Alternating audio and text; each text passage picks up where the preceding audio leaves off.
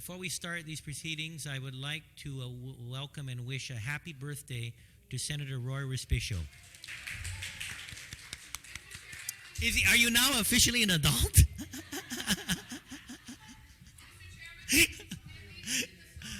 Shall we have a song for Senator Respicio?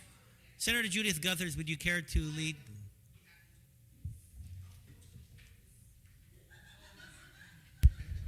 I hope this is live on television. It is live on television. Ladies and gentlemen, please join us in wishing Senator Respicio a happy birthday. Here, here. Happy birthday to you. Happy birthday to you. Happy birthday to you. Happy birthday to you.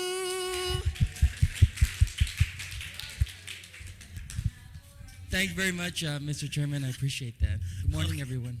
Thank you very much, and happy birthday, Senator Respicio. And with that, I'd like to welcome our public auditor, Doris Brooks. I will now forever remember when we had the budget hearing for Senator Doris Brooks. It was the birth date of Senator Roy Respicio. Anyway, I'd like to welcome you this morning. And Doris, maybe you can introduce the rest of your staff. Thank you. Thank you, Mr. Chairman. I'm very pleased to be here. With me are the audit supervisors. You know, I tend to get a lot of credit for the work that's being done at the OPA, but really it's not me that's doing a lot of the work. It's the work of my staff, and I'm very proud to introduce my staff. To my right, Yuka Cabrera. Also, I have Lourdes Paris, and the lady that's handing out my testimony is Zenny Nace. These are the workhorses. These are my audit supervisors who do conduct the audits that we give you. I guess the latest one being the de-appropriation report that was just submitted a couple of days ago, and Lou Paris actually was the one who did that. By the way, I do have my own Lou Paris too. Mr. Speaker, I do have some testimony regarding the budget, if I may read it into the record, if that's possible. Yeah, I have no problems with that, Senator Doris Brooks. So if there's no objection from the body, please. Okay. And if you pass copies out for the rest of the body on the Okay. Thank you, Mr. Chairman. This is on the proposed budget cut of FY 2007. Dear Mr. Speaker and Senators, Governor Camacho's proposed bill to amend the FY 2007 Budget Act, now Bill 74, calls for a 2.5 reduction of $27,569 to the OPA appropriation of $1.1 million, and a similar 2.5% reduction of $3,351 to the procurement's appeals section, of which is now at $134,000. This would bring the total reduction to $30,092. Given the severity of our government's fiscal condition, I do accept these reductions, not because I want to, but because I have to. We must all contribute. All government agencies, large or small, in all branches, should share equally in the pain in the reductions of their FY 2007 appropriation. I respectfully disagree with the governor's position to exempt Guam Public School System from any cuts. While education is the #1 priority, and by the various provisions the legislature has stated so in the FY Budget Act, fiscal discipline needs to occur at GPSS. Likewise, I respectfully disagree with the legislature's position to restore the proposed reduction to the courts of Guam. I recognize that the judiciary is the third and co-equal branch of government. However, every branch, every agency should contribute to reductions in their appropriation in order to reduce our deficit. Bill 74 alone will not resolve the fiscal woes of our government, but it is the beginning of one very small step in that direction. Bills to address tax credits, tax exemptions, increased fees via the Administrative Adjudication Act or by legislation should be enacted, as quickly as possible in order to stop further hemorrhaging of this government. Thank you. And I'll be here to answer any questions. All right. Thank you very much, Doris. And with that, I'm going to look towards members of the body. Senator Wanpan. Thank you, Mr. Chairman, and welcome, former Senator Doris Flores Brooks and her staff. In reading, of course, or hearing rather your testimony, and I know that although you're against it, you're willing to take your share of the cuts, and by doing so, what are some of the savings then that you're going, or cuts that you're going to have to make in your own agency then to meet now what's going to be your final budget, or not final, but at least the proposed budget? Actually, what's been happening, Senator, in my office for the last year and a half now is that because all of my employees are unclassified, and due to an interpretation of the law by DOA, I have not been able to give any of these people raises for the last year and a half now. Because they're unclassified, in this, there's a slight conflict in the Enabling Act of the OPA that says that the staff of the OPA shall be paid in accordance with the Hay methodology. What has happened in the past, civil service, I guess when I became elected, when the office was changed from an appointed to an elected position, gave the deference and said, as an elected official, I could set the salaries. We've been following the civil service guidelines and all, but I don't normally recruit at the beginning step. I recruit at a higher step. And then when civil service was, pardon the expression, taken away a lot of the responsibilities, the DOA staff interpreted it differently because of that section in the law that says that the staff is to be paid in accordance with the Hay methodology. And under the Hay methodology, Senators, once you're an unclassified at step 10, you have to wait 2 years before you can even get the next step. So in effect, the savings have been arisen because all these people here, they're going now on 2 years, and if they get a pay step increment, it's only going to be at one step. I did, Senator, ask you to introduce legislation to consider, waiving, deleting that section so that my staff can be paid in a more equitable situation. I'm very concerned, it's starting to create a morale problem in our office, when we see all the pay adjustments that are happening every place else, at Guam Public School System, at the governor's office, and all. But yet my staff are limited because of this interpretation of how unclassified employees are to be paid.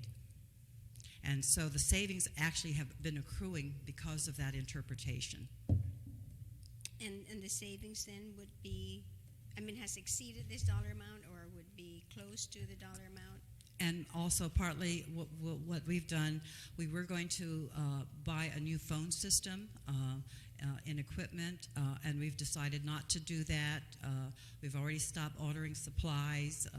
We're looking at things of that nature in any kind of combination to be able to accommodate that. Would that also be true for Part B, which is on the Procurement Appeals Board? That one's going to be very rough. That's going to be a very rough situation right now because the carryover that was originally, this will be the first full year that we'll have in the Appeals Board. I haven't looked closely at all of the numbers, but administratively we're not ordering anything under theirs in order to keep that with the two staff that we have, because we just recently hired an administrative, a legal secretary to assist the hearing officer. So it's going to be a little bit tougher in there. But overall, I recognize the problem of the government of Guam, and it's just my philosophy, my belief that everyone needs to contribute regardless. And we're going to somehow try to make do with what we have. And you've basically audited then the different branches, so you would know basically if there are waste in some of those departments and agencies, and that they should be able to afford then some of the cuts as a result if they no longer or discontinue the waste. We have not really looked in that detail, Senator. We do know, for example, one audit done several years ago that where overtime was running rampant. One area that I was very pleased to hear the chief of police this morning say that they're going to attempt to cut back on overtime. That's an area that you could, if overtime were controlled, you could save the government anywhere from $6 to $7 million annually in overtime alone. Going back to GPSS, for an entity to hire 100 people in less than 6 months, without regard to the impact in their budget, paying that as opposed to paying their vendors, that's an example why I say they need to have some fiscal discipline in the manner in which they handle their funding.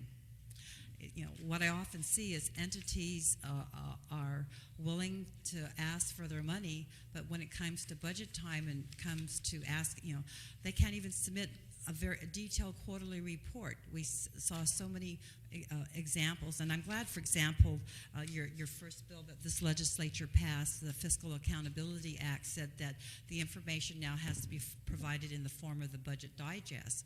But before, the Senate agencies were just providing lump sum information. That doesn't tell you how much do they spend in personnel, how much do they spend in overtime, and why so much overtime if they're going in that direction. What other areas do they need? We provide, for example, a breakdown in the 6 major categories of personnel, benefits, contractual, equipment, utilities, rent, and so on when we provide our report. And your first law in this session now asks that kind of information be provided. And I think that's a good step in the right direction. Yes. In all your audits of different government agencies and departments, did you find a common thread?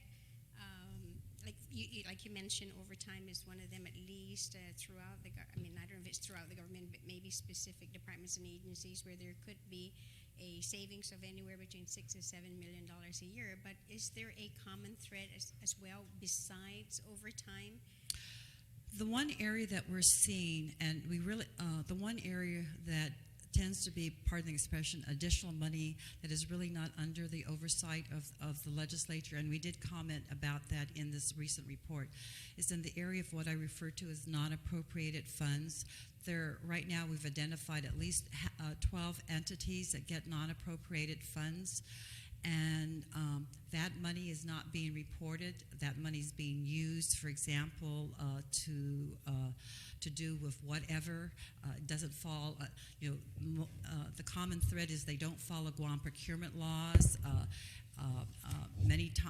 Money that is coming in is not always accounted for properly. Money should have been higher rather than more.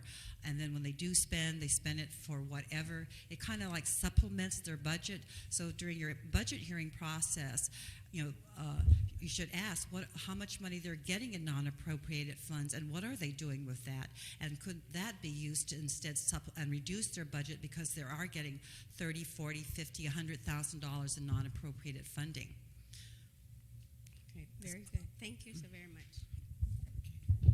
Thank you very much, Senator Wampat. Senator Gutherds? Thank you, Mr. Chairman. First, I want to welcome Public Auditor Brooks and her staff, and I want to commend you folks. You do a great job, and every time the Public Auditor's Office speaks, I listen carefully, and I read all of your reports. And so far, as a neophyte in this legislature, the information you disseminate, the analysis you provide is very, very helpful. And I also want to commend you for your willingness to partake of the sacrifices that are necessary to help our government recover its fiscal sanity. At the same time, I recognize the sacrifice your staff is making because of the quirk in the law regarding their status and how they are to be recognized and rewarded for their excellence. I'd like to request, Public Auditor, if you could help expedite this correction by perhaps submitting language that could resolve this. I'd be more than happy to. I'd be happy to introduce it as an amendment to this budget bill in the miscellaneous section so we can get that resolved. Now, as an objective evaluator of our government's financial condition, you've had a chance to look at the governor's budget bill, and so have we, and we've worked very hard, and our chairman has worked hard with us over the last almost 4 weeks, Chairman, almost 4 weeks. And we're still dealing with the agency part. But my analysis of the bill is that it simply is a temporary fix if all of the things in there were to be considered to get us till the end of this fiscal year, September 30th. But there are really no long-term corrections in this bill. That's correct. And that is my biggest disappointment. And, of course, that puts the onus upon the governor to come back with something more substantive for the long-term solutions and for this legislature to entertain that. But I would like to ask you, could you give us an idea of what you objectively believe, and you've given us some points in your letter today, but what do you think should be done that's not in this bill to allow us to get our finances in order? The one area of the bill that may bring in some money is the tax amnesty program. And it's my understanding that the last time they did it, they expected about $30 million. And I think that's what the bill proposes. If they're expecting the same amount, and we already did it 9 years, whatever, when that happened, I'm a little bit, it seems to me that it might be a little bit generous.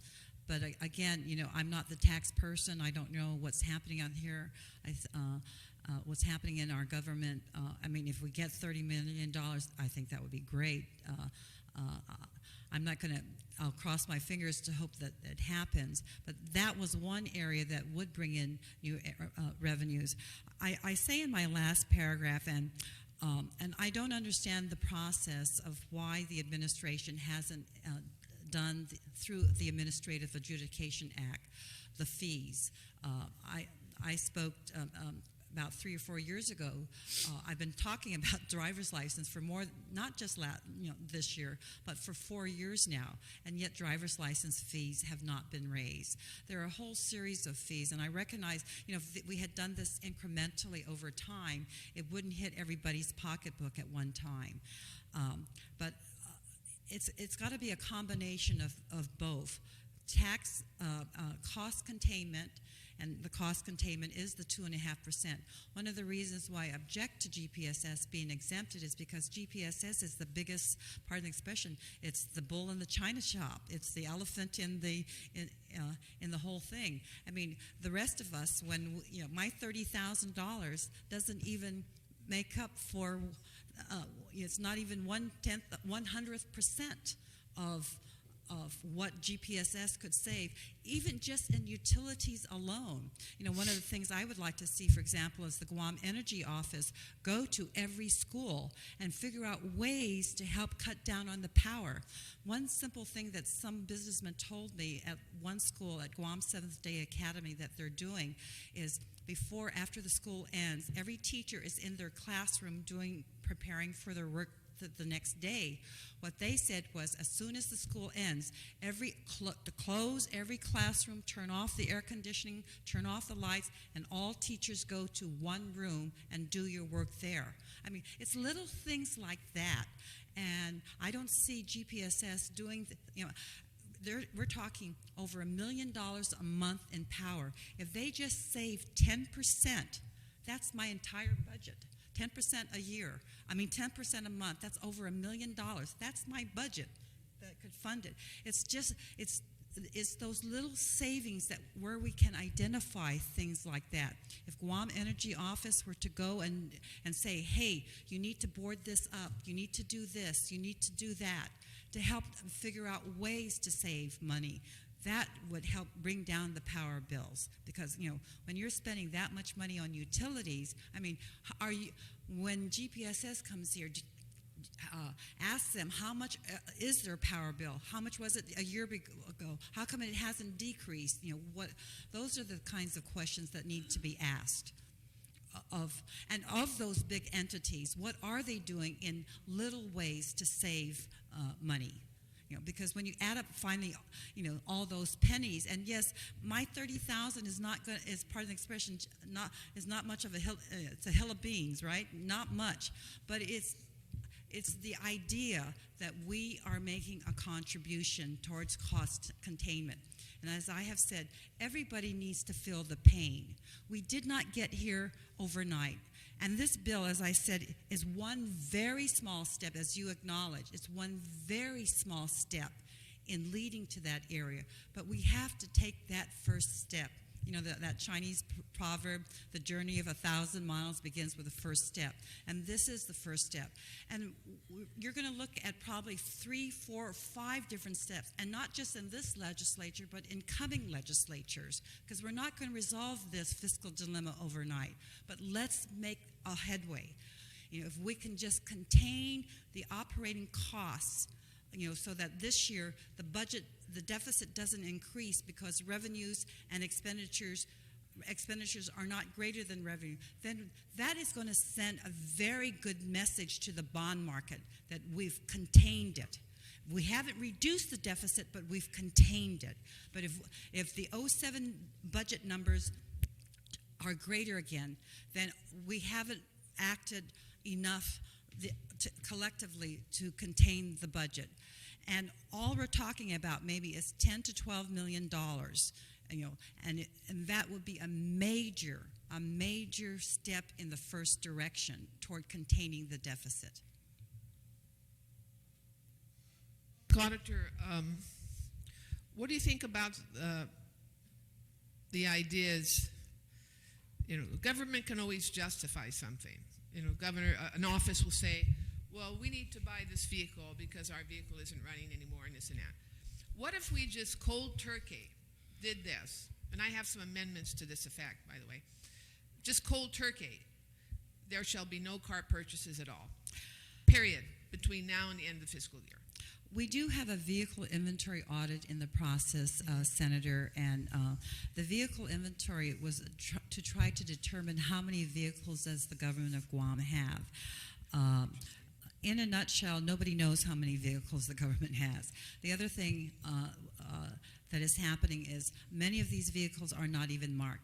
My office has 2 vehicles, and they were purchased under my predecessor, Mr. Cruz. Those 2 cars have been, I do not take the cars home. They are parked in the office. They are utilized by the staff when they go out. And those 2 cars are going on 8 and 10 years, and the mileage on those cars are less than 30,000 or so, because it's only used during and no other time. We see constantly cars everywhere. And the issue is, why are people taking cars home? And that's gas again, gas money that's being spent. Why are cars being taken home? It's all this idea that people need it because they're in call 24/7. I'm sorry, I don't believe that people are on call 24/7. I mean, are school people on call 24/7? I beg to disagree with that.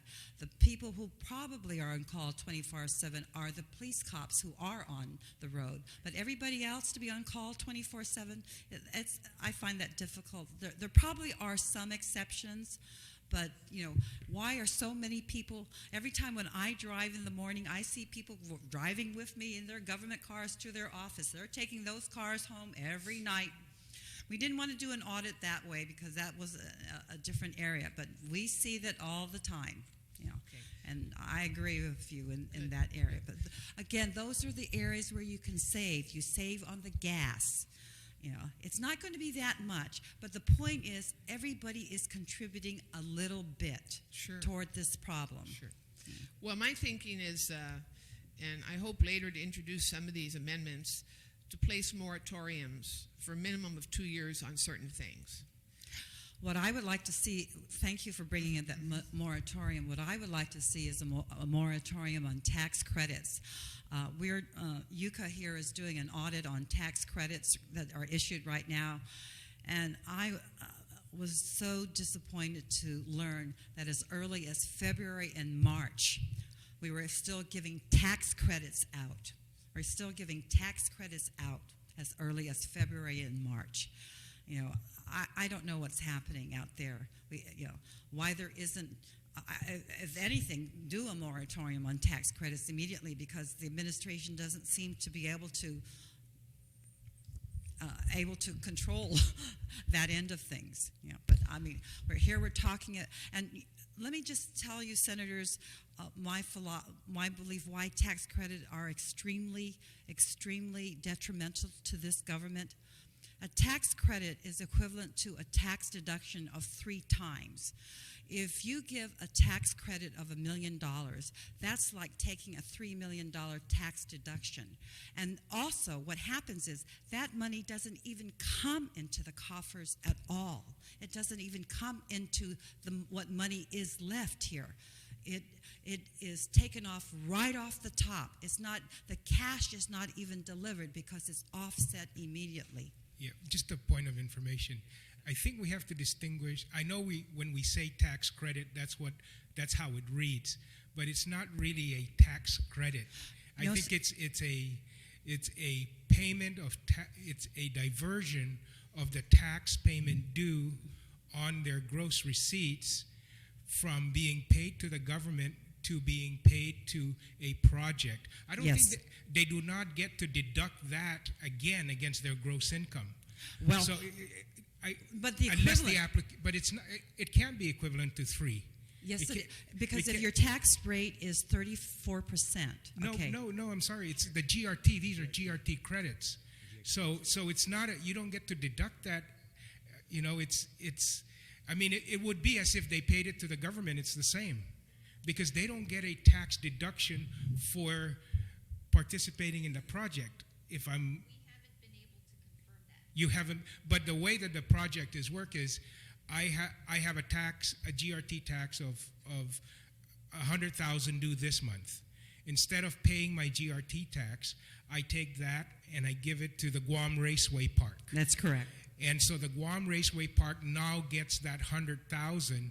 I don't get to deduct that as a contribution to the Guam Raceway Park. It just means that instead of the tax being remitted to the government, so now I get a certificate from the Guam Federation that I gave them $100,000, and I give that to Rev and Tax and saying, instead of the $100,000 I'm paying to you, I'm now giving it to there, so I don't know the $100,000 in taxes.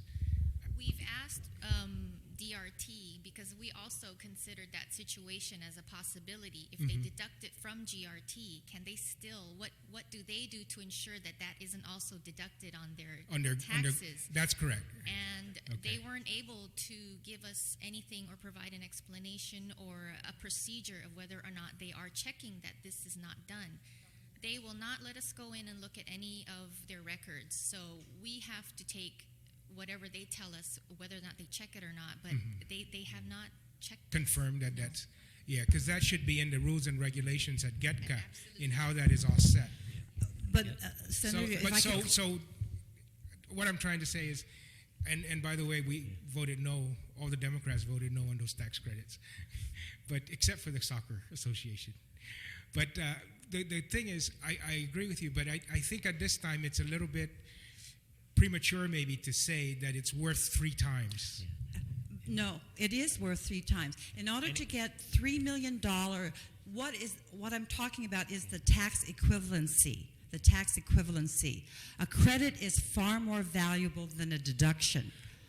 Okay, a credit in order to get $1 million of tax credit, the equivalent is $3 million of tax deductions. That's what I'm trying to No, say. but that's not how that program works. No, but what I'm trying to say to you, if you look at the Internal Revenue Code, there are very few tax credits. I know, There but- are more tax deductions because a tax deduction. I'm going to have to intervene. I understand, and I think the senator is making a very good point, and I understand the GRT. Not that I'm agreeing with that, by the way. Yeah, but again, thank you for that point of information, and with that, I will allow you to get back in your order. So, Senator Gutherds, please continue.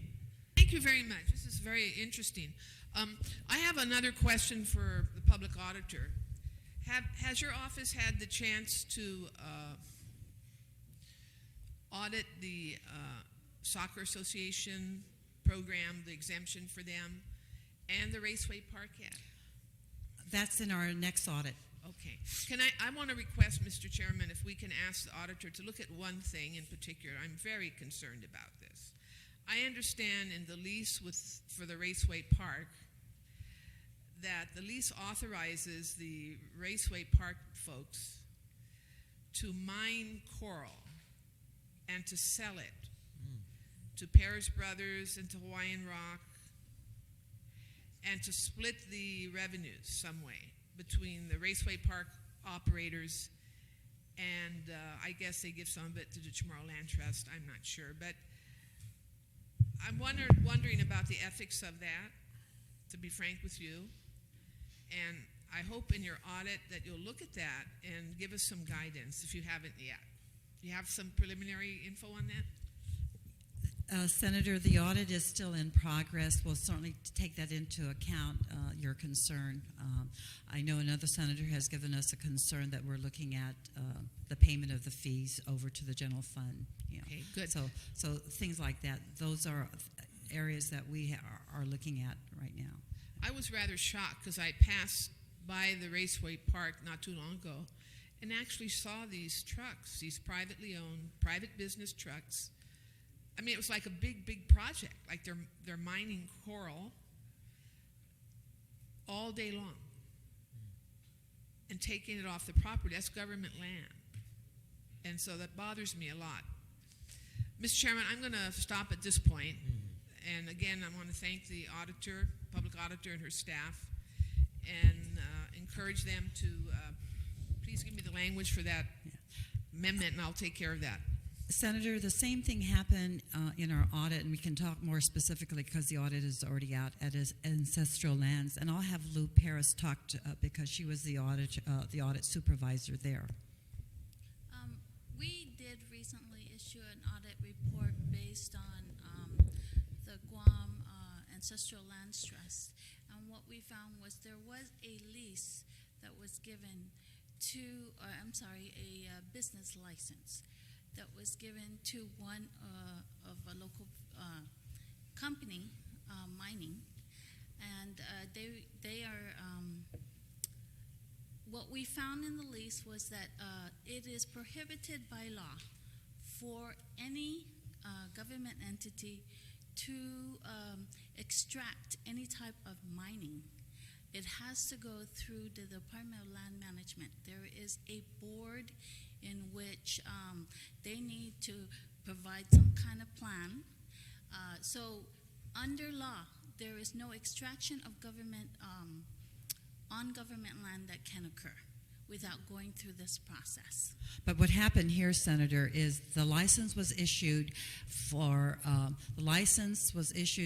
I think 2 cents a square meter a year, a month, or less than 2 cents for a large area, and extraction of coral has been happening on that particular property for years now. And I think the Ancestral Lands is receiving somewhere in the neighborhood of $5,000 Yes, $5,000 a month. a month for the extraction of that coral. The land's been cleared. They did have plans to extract mining material from there. It's been put on hold. We've requested that the legal counsel look into that to see whether or not they are if there is any violation by law. We'll give you a copy of, because I think that was issued last year, we'll give you a copy of the ancestral lands audit so that you can look at that section regarding the situation. What we found was that ancestral lands was not following up on even getting the $5,000. That's what we found. Well, I will look Not forward much to less, that. much less the coral. I will look forward to that, and I'm hopeful that when you start or you complete your audit on the special exemptions and leases for the Raceway Park, that you can come up with some findings that can give some guidance to this legislature and maybe the Attorney General's office as well. Thank you very much. Thank you very much, Senator Gutherts.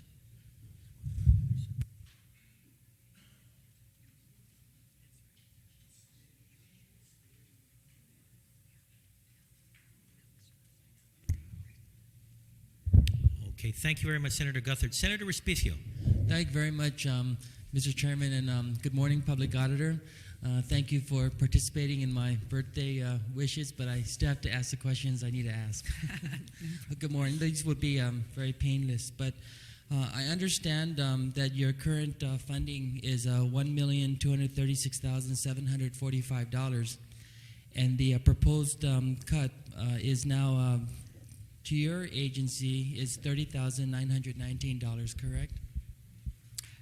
2.5%, yes. Yeah, so Yes, I just asked it yeah. as a basis because I understand what you're presenting to the legislature with respect to seems to be a disparity in the treatment of the Office of the Public Auditor versus the other budgets that other elected officials have to manage, namely the governor, the lieutenant governor, members of the legislature, and I do support, and I think, Mr. Chairman, we have an opportunity here in this Budget Act to just amend the governing legislation to the Office of the Public Auditor, specifically subsection 1907, Chapter 19 of Title I of GCA, which says that your salaries shall be determined in accordance with the Hay methodology. Now, if that were to happen, and certainly you're an elected person, so every time you're up for re-election, you have that check and balance by the people to have the people determine whether or not you've been judicious in your handling of your funds. Now that you're facing a $31,000 cut, if the legislature were to give you the authority to manage your budget as you see fit, do you think there'll be opportunities for you to adjust your the salaries of your accountants where you can entice them to stay? Because I understand you have retention issues, correct? Yes. If you got this cut, would you be able to adjust the salaries of your staff appropriately? It would be on a going forward basis, so the effect would be going forward. I certainly will sharpen my pen to make sure I don't go over my budget. And I will look for every opportunity, whether it be in travel or anything, to be able to accommodate those adjustments. Yeah, and you and I have had numerous discussions on the state of GovGuam's finances. And one of the areas that I've been extremely critical of you, Public Auditor, although you're doing a fantastic job in the areas of reporting what the audit findings are and going after tips and making determinations whether or not there's valid concerns to those issues raised. One of the things I've been asking you to do is to be a little bit more proactive and not necessarily play the role pursuant to the mandates, I understand, to be like the cleanup person. We have the pleasure of calling the Attorney General General. You're more of a IG. We can call you General one day. But really, how could you be a little bit more proactive? And as opposed, we have so much budgetary mechanisms in the 06 and 07 budget with the reporting requirements, and almost every section of that bill says and must give a copy to the Office of the Public Auditor. Now, not every section. There are every section involving reporting requirements and other areas where. Senator, if I could comment on that.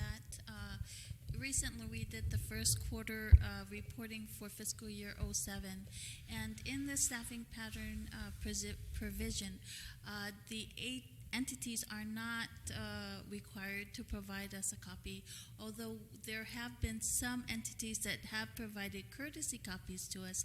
We've been literally told that they don't have to provide us a copy. Yeah, but my point is that the role that your office plays is after the action was already taken. And I wanted to ask, what can the legislature do to amend the governing authority that you have to allow you to play a more proactive role? Because these are really, really, really dire financial times, and every time I asked you to acknowledge the $1 billion debt, you said, while I recognize that, and you can correct me if I'm speaking out of turn, you said I can't really speak on financial matters unless they've been booked officially as liabilities through the audit process. And sometimes, ma'am, when you come out with the audit findings, these audits are at least 2 years old, and the financial landscape has changed significantly. And I think you could be the lone voice with a lot of credibility to stand up to all the financial managers in the government and including the legislature and say we really have a problem. And you've only started to do that very recently. First of all, Senator, if I may, you have to understand the role of an auditor versus management, okay? The legislature, when it gives a lump sum appropriation to an entity, it is the entity's responsibility. You should hold the entity responsible for their budget. Likewise, you should hold me responsible for the budget of the OPA. An auditor is not part of management. That's the hallmark of an auditor, is to be independent, to make an objective analysis of the entity. For example, that's why when we had the problem for us to approve the cash flow of GPSS, we could not do that because that is a management function. We are not the managers of GPSS.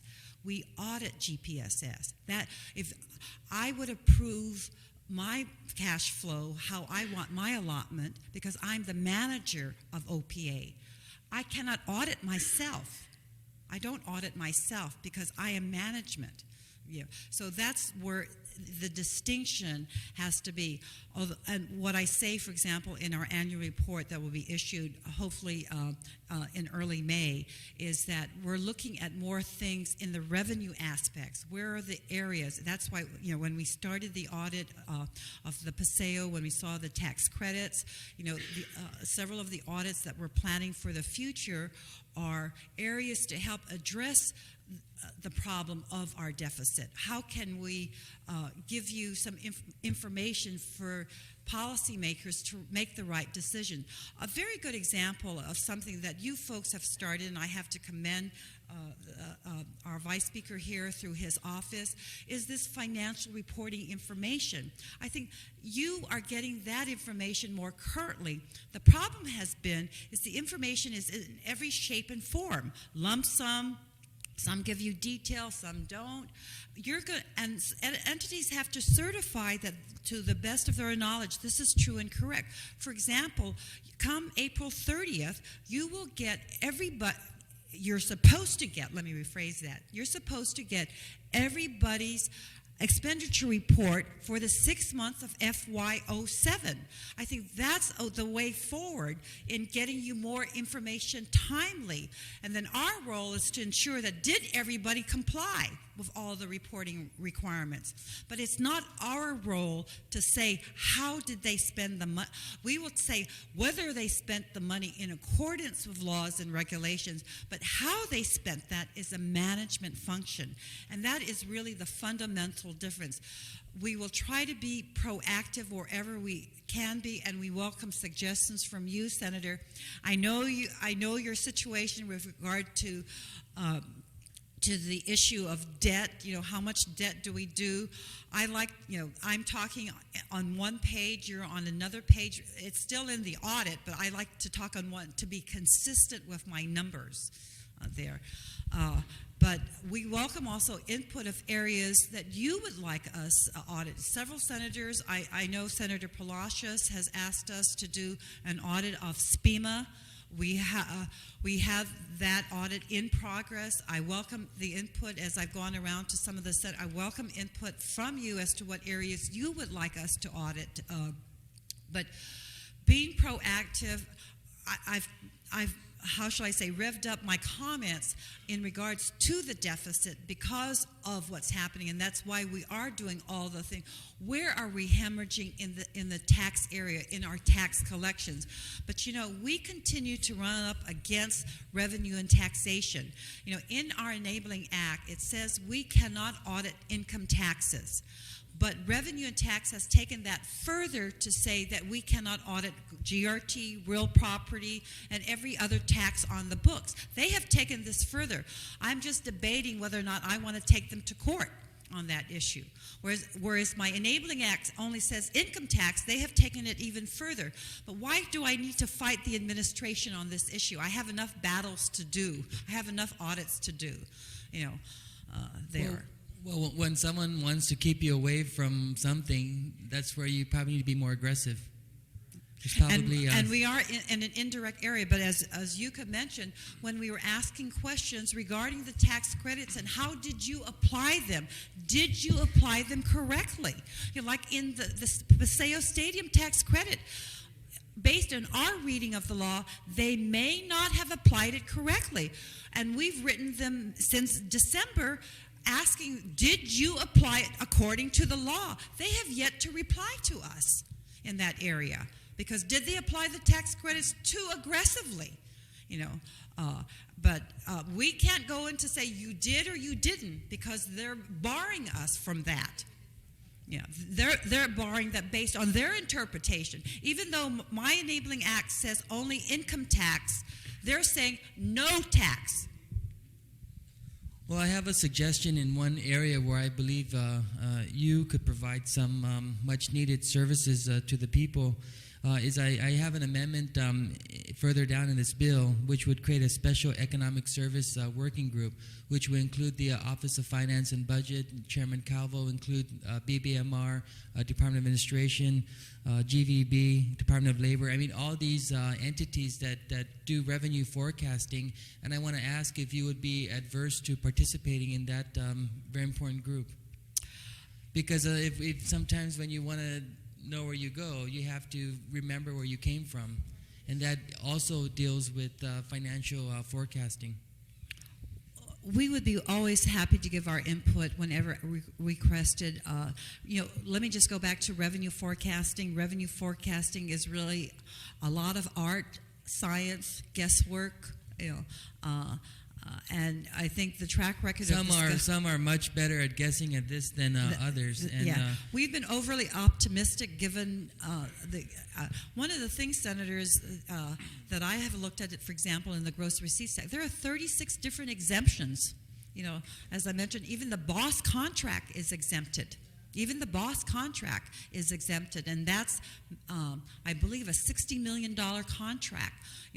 When B.J. Penn, the secretary, for the Marines, the Secretary of Navy was out here, I asked him, I said, how can Gov Guam get its fair share of the gross receipts tax?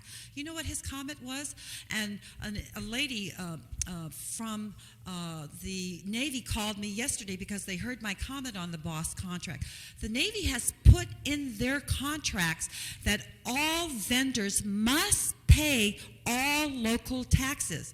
B.J. Penn made his comment that this is an enforcement issue. But what do we have to enforce when we've exempted all of the BOSS contract? We've exempted the prime contractor as well as the subcontractor if they are locally or local businesses. So what's there to audit? What's there to enforce when we've already exempted them? And that's a $61 million contract. Now, if the prime, which is, I believe, DZP or something like DZP, DS something. Now, if they're not locally, if they're not local, not DKNY. If they're not locally here, they have to pay. But then the subcontractors who would not have gotten that business anyway, they don't pay if they're local. We're not getting the gross receipts tax on any of those contracts. That's where talking about potential revenues, those are the things. That's going to be our next audit. All the monies, all the exemptions that have come about, and many of them have come about in the last 10 years. You're obviously already sharing some information or recommendations to economic policy, but the way the thing is set up now, you have a group of people meeting at a table, they discuss economic policy, they do what they have to do by way of implementing it, and after the meeting is done, you come in with your broom and your dustpan.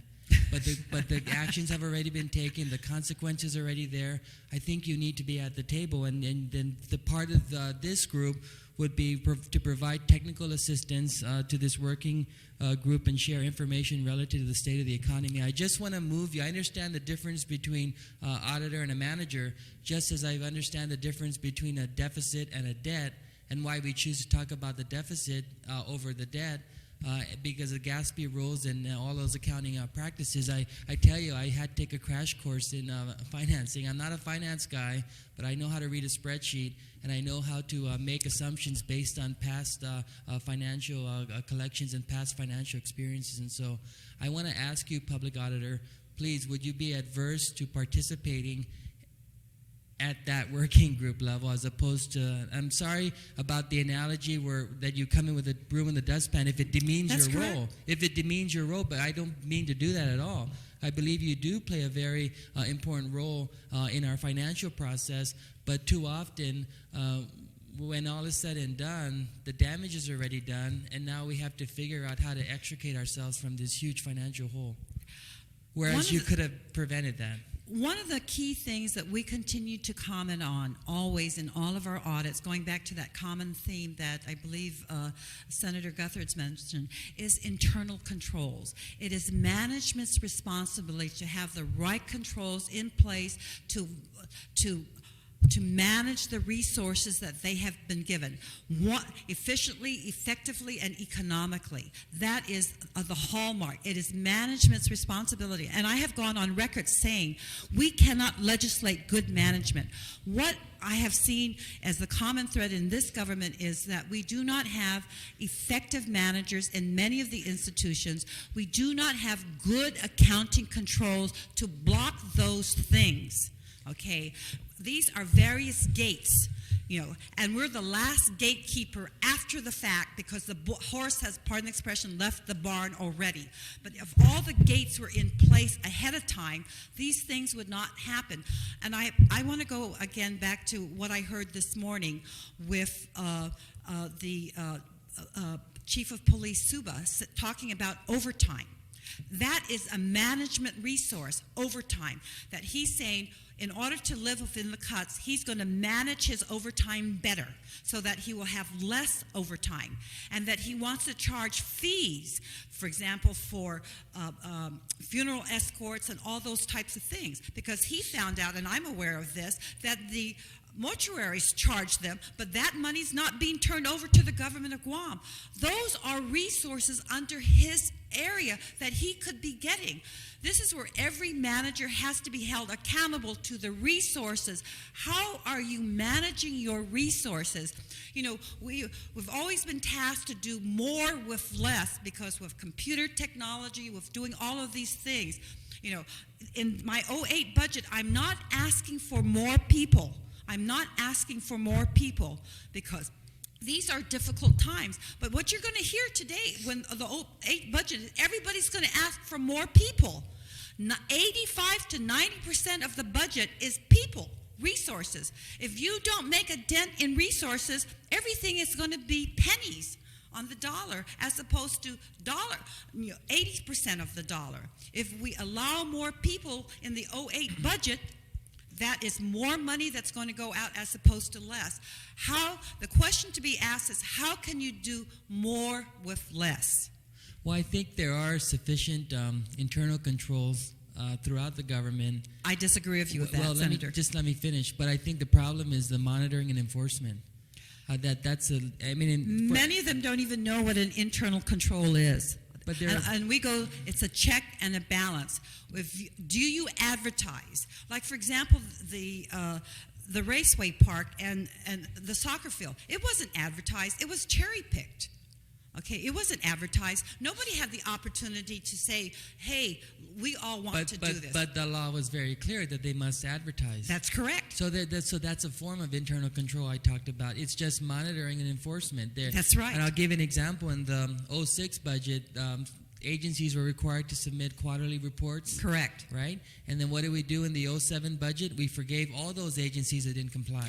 If you do the 5% de-appropriation right now, we would all have to take it because it's in the law right now. That's my next question. How much would that quantify? Do you have an idea? I know the chairman is working on that number. I don't remember what the total budget is, but I think you've passed over $500 million to everybody, and 5% of that is going to be $25 million right there. And the current cash shortfall in this budget It's right $60 now million. is $24.3 million. Oh, I thought at the last oversight they said 60. Yeah, but there was...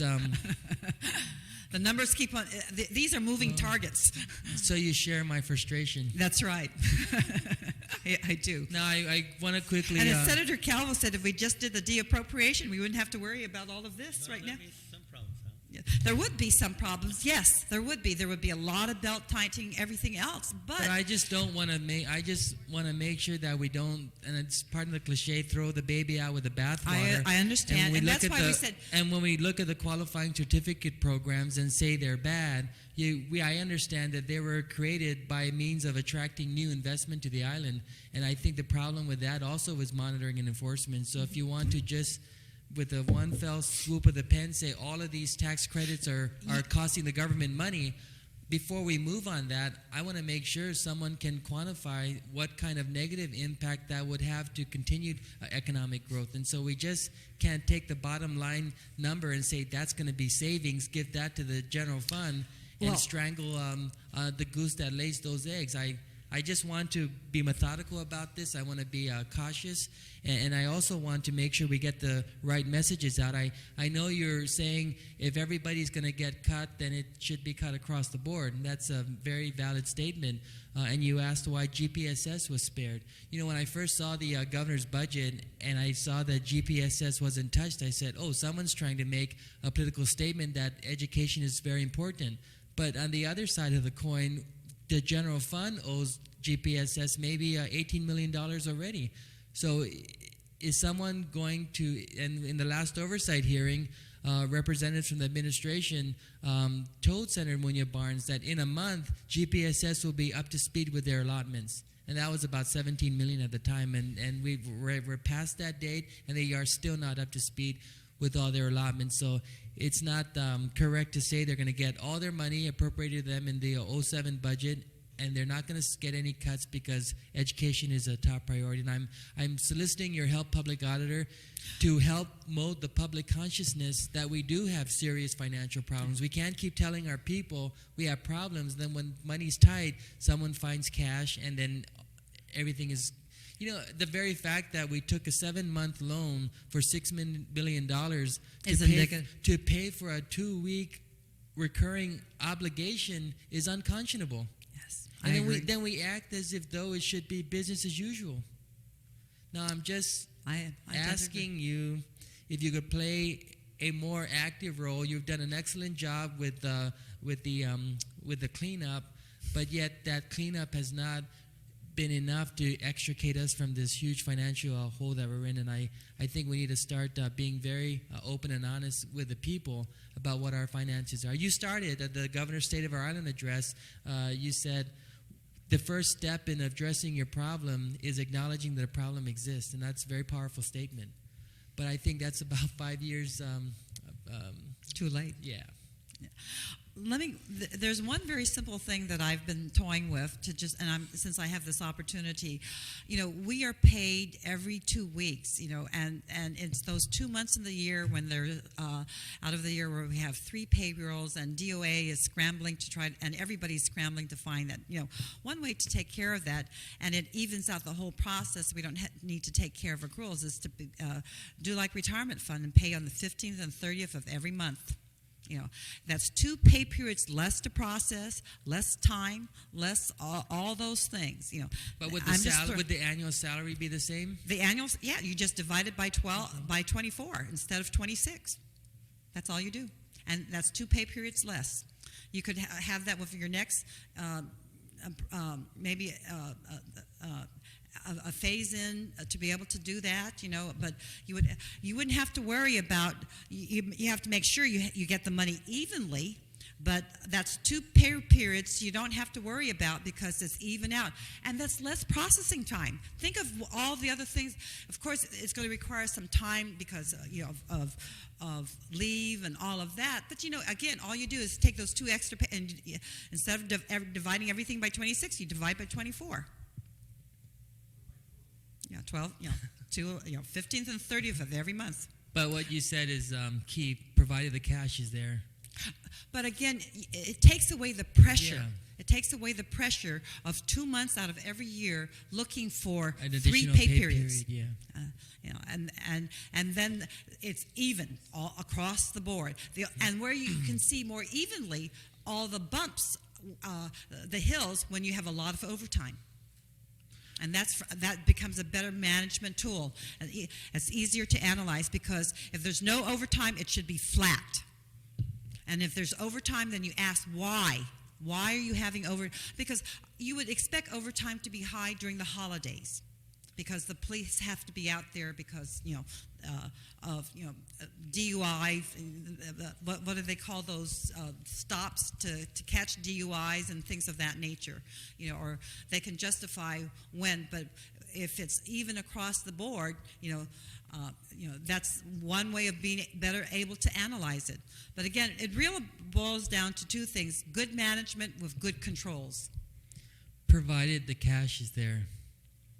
Yeah. But the cash hasn't been there for a long time. We've all known that because no actual revenue has met the revenue projection. We've been always extra. And Mr. Chairman, I'm going to be introducing that amendment, which would strike that couple sentence out that said that they have to go through the DOA provided consistent with the Hay methodology. I think if we just remove that language and treat the Office of the Public Auditor just like we do other elected offices, I think, but in return, I'm going to move this amendment to bring you to the table, Public Auditor.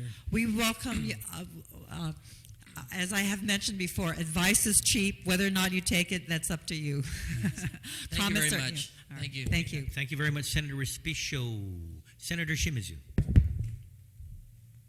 Mr. Chairman, just a point of information. Senator Respicio is going to propose that they be removed, the public auditor be removed from the Hayes methodology in terms of establishing, just establishing government-wide salaries. This would be from my office. But for your office to be exempted and taken away from the government of Guam Hayes methodology, is that what I'm asking? A point of information. We are unclassified. I'm just asking that question because even unclassified. I think, Senator, I think the point of information with the senator that made the, I think Senator Respicio, would you care to yield to his question? Senator? Thank you, Mr. Okay, Chairman. Senator Respicio. Thank you, Senator Shimizu. That's a very valid question. What we have to recognize with the Office of the Public Auditors, their employees are unclassified. And like unclassified employees, they serve at the pleasure of the appointing authority, and as a consequence to that, they're not subjected to the Hay study. So in our offices, we determine the salaries for all of our staff, just as the governor and lieutenant governor do in other elected offices. And so I think to have parity, we should just appropriate a lump sum to the public auditor and let she or he decide what they want to do or what they need to do with those public resources. Okay. That would be the amendment. Senator Shimizu, are you clear on that, the answer provided? Yeah, I'm clear on what he's proposing to do, and I can probably talk on that later on. And being an elected office, unclassified, because I do know that there are positions created in the unclassified, in the classification of all government of Guam employees. I mean, we're one government. Yes. So we're saying that we can bring parity. Like the governor's office, they decide how much they want to pay. We decide how much we want to pay. The judicial, at least on the unclassified, but you're still within that classified because it has to describe the position. It has to be in somewhere in this government, and that's what I'm asking that question. Let me explain, Senator. Let me explain, Senator. For example, like there's a position. These people have the title called audit supervisor. Internally, it's called audit supervisor, but what it is, it's called chief auditor. Okay, it's called, and that's the job description that I utilize. For example, my auditor 1s, 2, and 3s, my management analyst 1s, 2, and 3s, all are, what happens when even though they're unclassified, what happens is I make sure that they meet the qualifications as if they were civil service, so that I'm not accused of hiring because it's a political. I have them rated at DOA to make sure that they're qualified for an auditor 1, auditor 2, management analyst, and so on. Meet all those qualifications. But what's happening is once they reach to step 10, that's where it stops. That's what's been happening with these people because they're above step 10. And I have not been able to give them raises. I am following the civil, I'm not creating new positions, Senator. No, I'm asking, so you hire them already at step 10, whereas other auditors may, when they first come in, they go at step 1, or 2, step 3. And that takes 10 years, right? I mean, so in other words, there's a 10 years acceleration already up to step 10. Well, Yes. That's what it is. Yes. So when you go beyond, so in other words, I walk in, it's unclassified. You have the flexibility to negotiate between step 1 to step 10. With every step, as I understand it, in 35 years of government, it's an annual increment. That's what I understand. So when people come in, you have that flexibility. In fact, all government agency, because of recruitment difficulty, they bring in fresh off the boat people to come in, and we say, well, given your experience, you're going to be step 5, you're going to be step 6, you're going to be step 10. But beyond that, you can't negotiate further than that. So that's what this amendment will do, to give you the ability to be able to raise the salaries. Above step 10. No, to raise the salaries. Correct. To raise the salaries all the way up to step 20? Correct. Okay, so it's still within that classification. So yes. What you're proposing is to give you that flexibility to be able to not only hire, but retain. Correct. The issue is retention of people. So it's really to go past the 10 years. Yes. You come in, you're hired, I'll give you 10 years of increments up front on day 1 of work. And now you want to ask to be exempted so that you can have that capability to go even beyond, but always living within your means of the budget. Okay, correct. that's clear. I just wanted to say that that's in that kind of amendment. There's also the potential of asking for pay raises. Yes. Okay, thank you very much. The other thing, I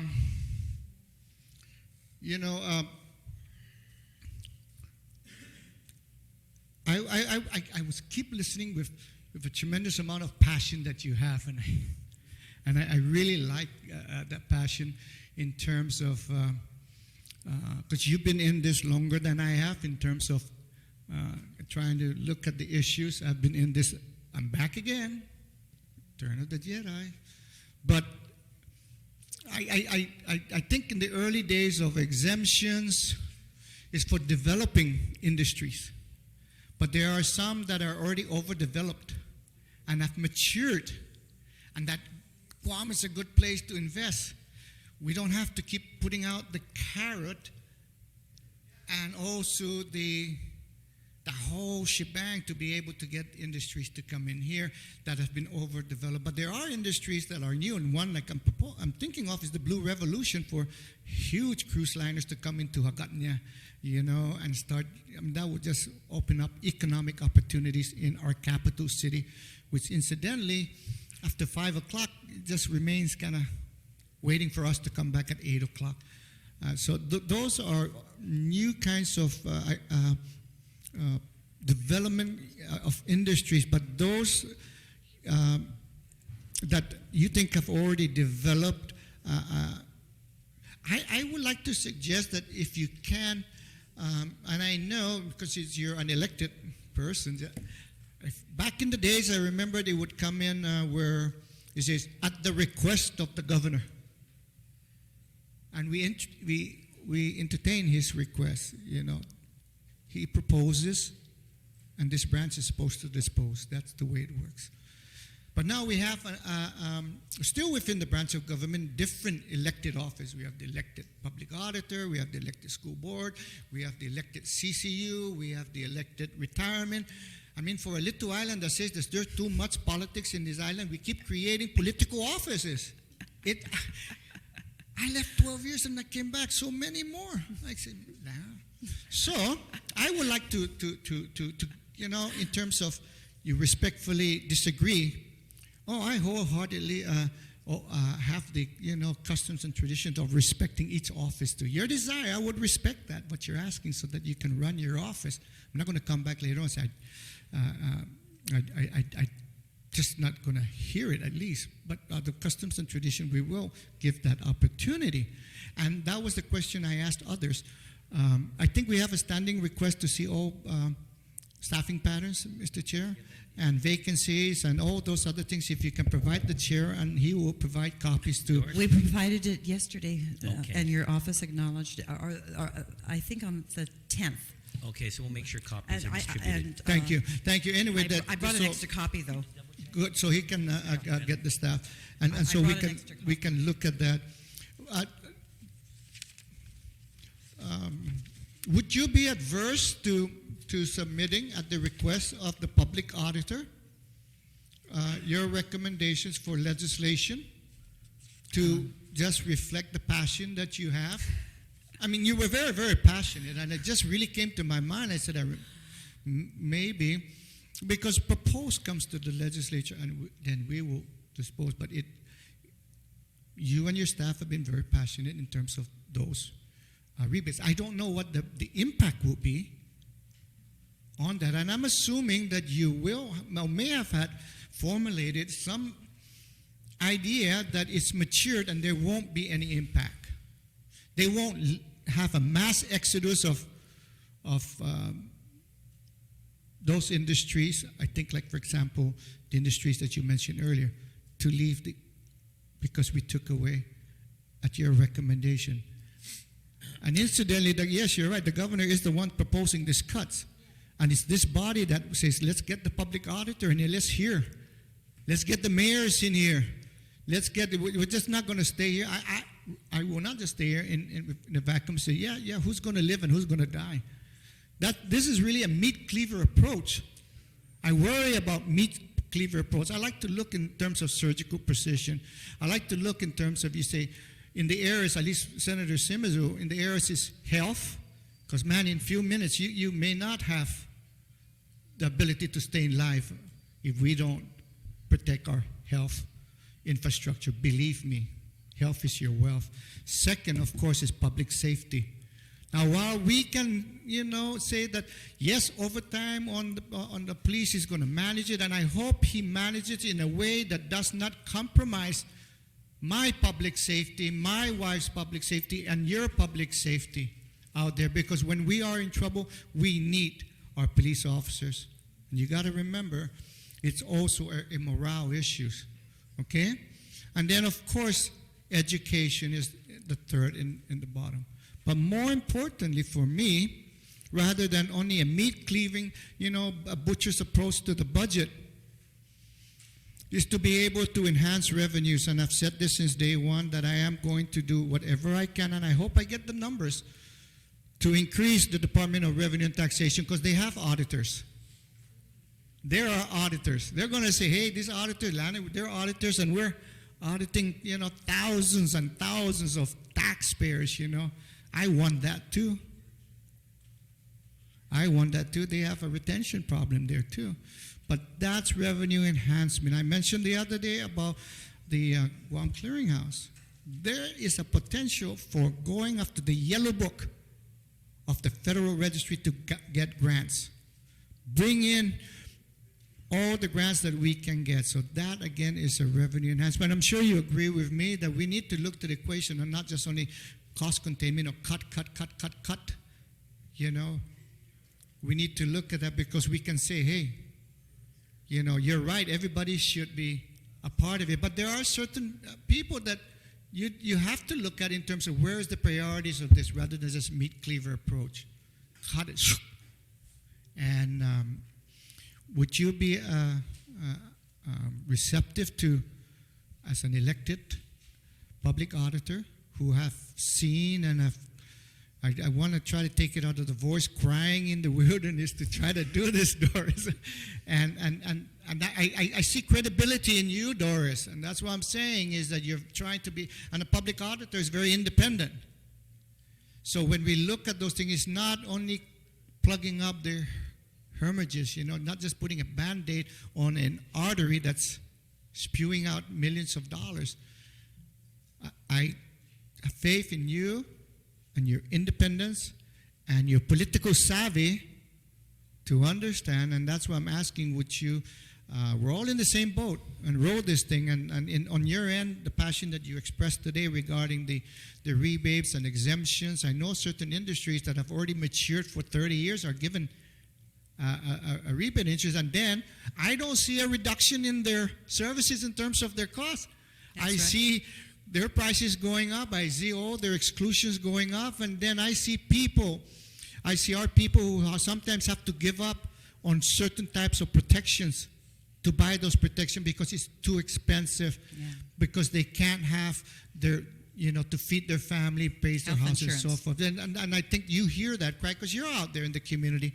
So, Doris, knowing those industries, knowing that are mature, would you be able to come forward and say, this, at the request of the public auditor, this is what I have seen in the years that I've been an auditor that are potentially developed, and there will be no real major exodus of that kind of, because they've matured. That would be a new thing, Senator, and we actually do that through our audit reports. I'll give an example of something that to help, again, Department of Administration, and it's supposed to take place, I believe, this fiscal year. The legislature last year mandated us to look at all the special revenue funds that we had, and I think we identified how many, about 75 funds that should be eliminated because they really weren't special revenue funds, and that will have an effect in improving the economy and efficiency of DOA. For example, I know our good chair is really looking at that so that we can start bringing everything together so we can count all of it. Because, you know, with special funds, the way I've seen it back in the days, this is my money. Don't touch it. Exactly. Don't touch it. Even if your neighbor is, this is our money, exactly. The government, and that's one of the most paramount responsibility of this body is the budget. That's right. Everything else are part of it. Constituent services, they're very, very important because we represent the people of Guam. We don't represent, I don't, and I know this body should not, and we don't represent vested interests. Of course, people are going to come in and we would respond. So, but just getting back to that, and not just giving me an audit report. Doris, since I came, I see all the previous audit reports, and, you know, I mean, I want to try to see, will you be willing to encapsulate that? You've done all of those audits. You say this particular industry is still developing and should be encouraged to develop. Lo estas tim matsurat esta pago itautawam sina man kosetsa data na beneficio para todo di tautau tati para este un lugar, you know, ni para siya. I mean, you know, I hear our people sometimes crying. I see people just coming right out here into this very body. You've experienced them. And my heart goes out to them. Yes. When they tell me they're hungry. So, we'll, you know, not the report now, because this is, I think, where my good young senator here said, be proactive. Will you, it's something new. What I'm really asking is something new. Yeah. But you know which and who and what.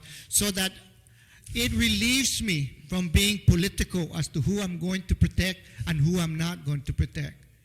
And I trust your judgment and your independence in that without any regards to,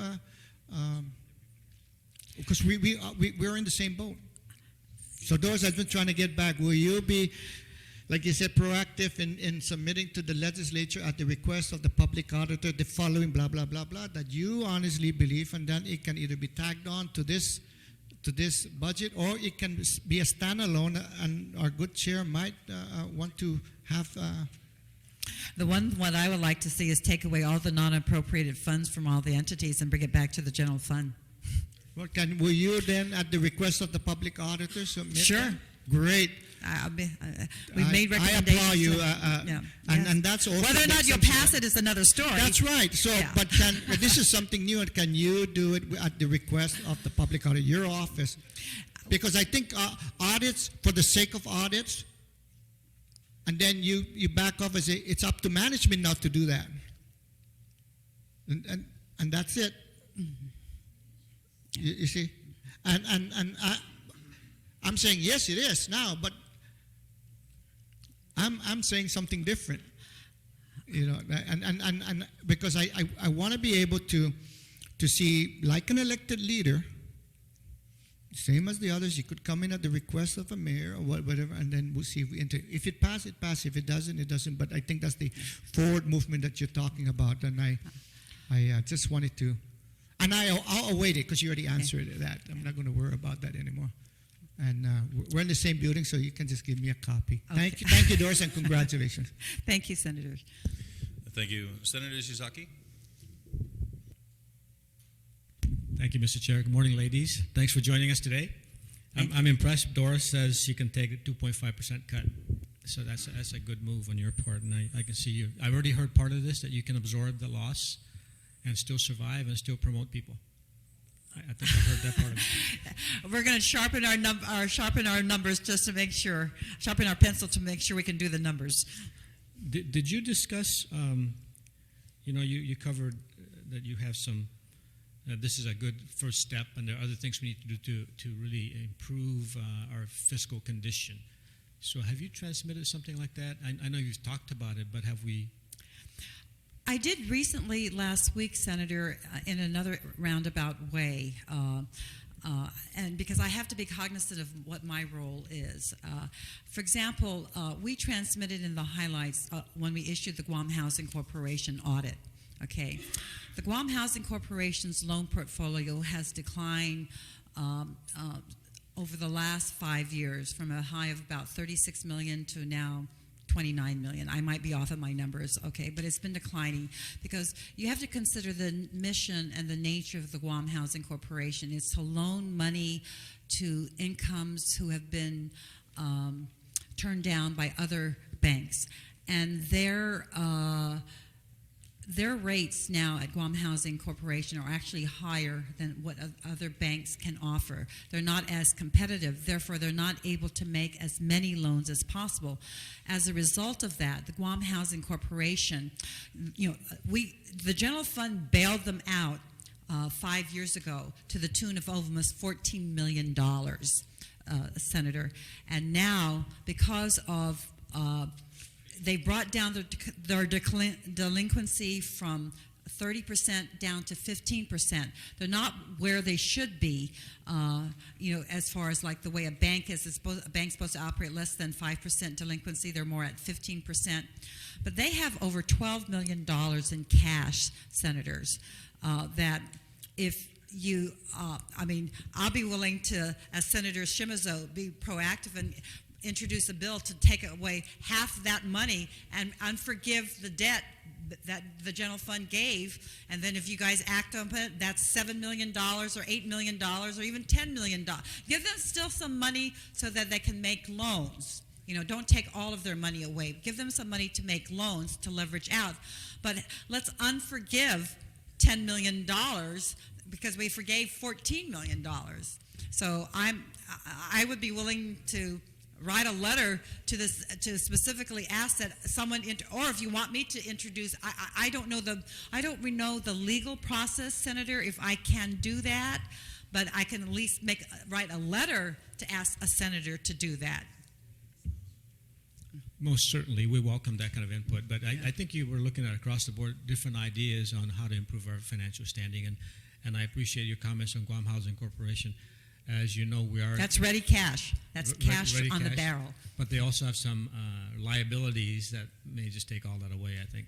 Yeah, the $10 million liability on the whether or not money, and the argument from the legal counsel that was a turnkey operation and never, so that's a possibility also. So, but hey, they keep on saying it isn't going to court. They're accumulating all this cash. They can't make loans. What do you want to?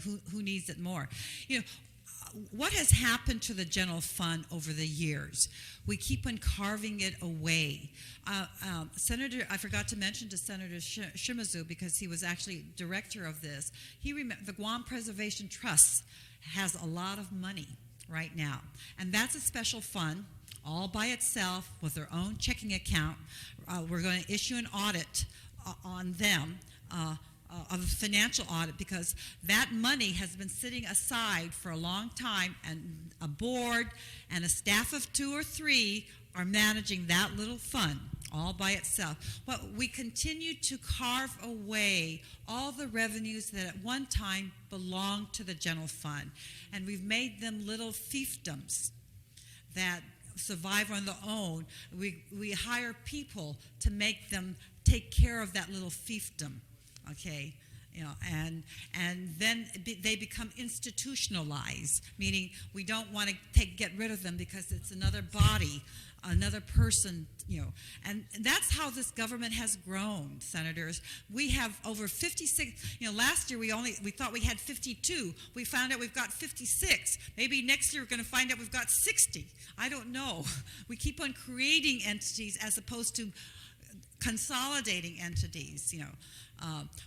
For example, what area you did do was you gave us procurement appeals, but you didn't create a new entity. You put it under us. So how procurement appeals is able to survive on such a small budget is because all the administrative work, the telephones, all part of OPA. It's not coming out of their budget. We're providing them the Xerox telephone. The only other thing that we are charging them directly is the rent and their personnel. And that's it. Everything else we provide, the server, the computer support, the website, is all part of OPA.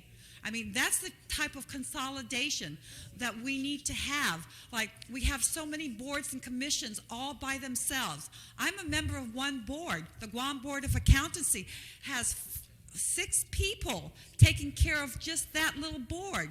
The Guam Contractors Board has another, and another have another. Those are examples of boards and commissions that could be consolidated into one.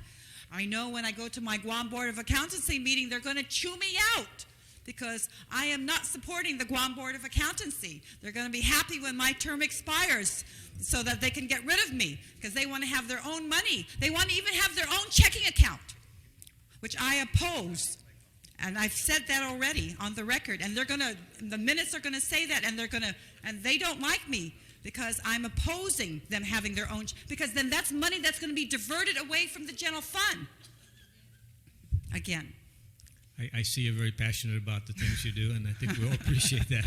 Another thing that you've brought to your office is integrity back in government. I applaud you for that. Thank you.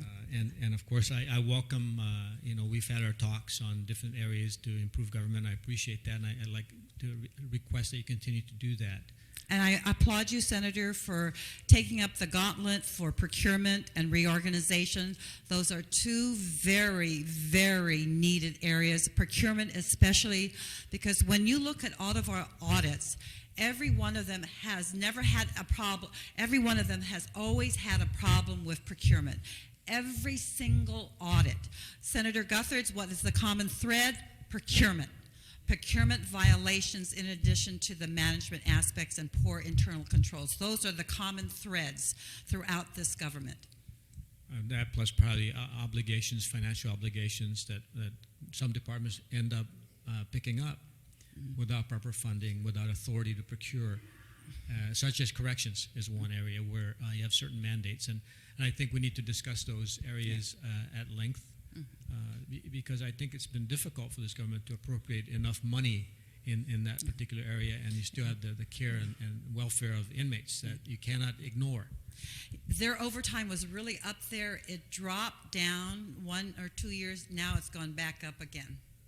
Yeah, it's like a yo-yo. Yeah, their overtime. Because I think right after Bob Camacho came in, I know you were there for a short time, started to trickle down. Yeah, we saw that. Now it's trickling back up again. Well, part of and I because saw of manpower. I saw the same trend at GPD. Yes. And manpower. And sometimes I believe it takes a little bit of money to save money. That's right. And I understand that, Senator. I understand. I'm not saying doing away with all overtime, but when you're spending $2 and $3 million a year on overtime, you have to evaluate: are you better off getting more people? Are you doing it correctly? And who is getting the overtime? Is it everybody getting it equally, or is it the favorite few? That's the issue. Who is it being shared so everybody shares in it? You know, because over time, you know, when we did the audit right at UCA at DOC, you want to comment a little bit on that? They had correction officers making an average of salaries in the 20 to 30,000 range that were bringing home six-figure salaries at the end of the year, just from overtime. But that was some 4 or 5 years ago, I believe. Yes. Yeah. And we don't have that practice currently, I believe. Yeah. We hope not. I certainly hope not. But you bring to light that one period when I think our island was inundated with a lot of illegal aliens who were being housed for. But we also saw a trend there that was very lax. Yes, and I think with your help, that brought a lot of resolution and improved management. So, and I trust that system is still working. But let's go back to I welcome the recommendations. In your work, you've pounded on fraud and abuse and prevention and resolution and ways to stop fraud and abuse. And have you done your job so good that we don't have any more fraud or abuse? Senators, you know, fraud is so difficult to determine. Errors and abuse are easier because fraud is intention; it's a legal act. But one of the things that our audits we found out, for example, at the last year, you know, six people were indicted in 2006, and plus a private attorney based on our audits, you know, having to do, again, one of them, the non-appropriated funds at the Port Authority of Guam. 2 employees were indicted there. We indicted 3 employees, the AG rather, not we, based on our audits, indicted 3 employees at GETCA. 1 employee based on our judiciary audit was indicted there, plus an attorney. So there were 6. We still have some cases that are still pending. We did have some cases that, due to statute of limitations, did not, you know, because that was before the elected attorney general and all, that did not get, you know, but all of my credit card audits, whenever the indictments came out, they actually were found guilty. So far, the 3 from GETCA have been indicted but have yet to go to trial, are awaiting trial. Yeah. So a lot of studies, the mere fact that you're looking, that people are looking, tends to make people more watchful. The moment you stop looking, you know, and this is why I'm concerned about non-appropriated funds, like non-appropriated funds at all of the schools. We had a meeting with the Board of Education, with the financial auditor there, to talk about non-appropriated funds and the liability, because you're dealing in cash, and what it is, it's petty cash. $10 here, $20 here, you know, that's enough to fill up my gas tank. And, you know, with the price of gas being the way it is, the motive, what we refer to as the fraud triangle, the opportunity, the motive, and the rationalization is there because this is cash. You know, what's happening there. You know, our SPEMA audit is going to show something also what's happening. We were finding differences there. You know, that was, as I mentioned earlier, at Senator Palacios. It's when, and the area that the common area that we're seeing when we see non-appropriated funds at small entities like ancestral lands, like Guam Humanities Council, like Department of Chamorro Affairs, Chamorro Village, who else? Chamorro Land Trust, who else?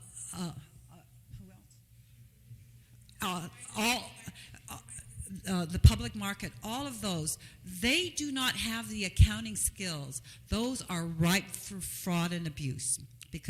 Because they don't have the accounting skills. I would like to see all of that brought back into the Department of Administration. And those would become general fund monies, and let the entities ask for them in their appropriation, because that really sometimes become, pardon the expression, a slush fund for them to do extra, to do other things, because that doesn't become under their budget. I would like to have your recommendations on that, to consolidate all that and take those collection functions out of these entities that makes it difficult to track. They're going to scream like bloody murder. But I think the leakage potential is something we need to avoid. One example, ancestral lands, they had a defalcation. They had a defalcation there of $14,000. They weren't even monitoring. The court settlement was there. The individual was supposed to pay back so much money. At the time we did the audit, it should have been paid back. They didn't even know how much money that they were collected. They didn't even know. It's not, they were clueless, Senator, because it's a two-person entity. And you can't expect, not everybody is an accountant. Not like everybody can be a police person. Not everybody has that skill set to be a policeman. Not everybody has the skill set to be an accountant. The two things I continue to say, Senator, is the accounting infrastructure in the government of Guam is weak. Why do you think we have problems at Guam Memorial Hospital in collection of all the fees? I just looked at resolutions where we've wrote off $60 million, $50 million. Many of those, when you look at those, we're writing off because of course we know, because of Medicaid. We're writing off millions of dollars to the insurance companies. Millions of dollars to the insurance companies because they're not billing correctly. And all of these types of things.